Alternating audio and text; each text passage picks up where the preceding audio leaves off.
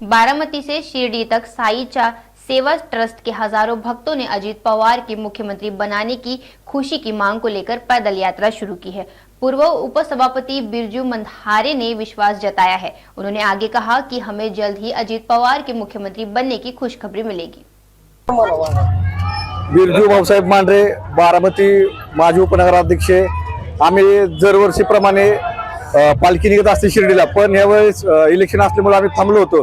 परंतु आमच्या लक्षात आलं की आमचे सीट जास्त आहेत। आदरणीय अजितदादा यांचे 41 आमदार आलेले, म्हणून आमच्या सर्व साहेब भक्तांची इच्छा एकच आहे की आदरणीय अजितदादा पवार हे महाराष्ट्राचे मुख्यमंत्री झाले पाहिजे। हे आमच्या साहेबांना साकडं आहे आणि हे 100% पूर्ण करतील, आम्हाला विश्वास आहे।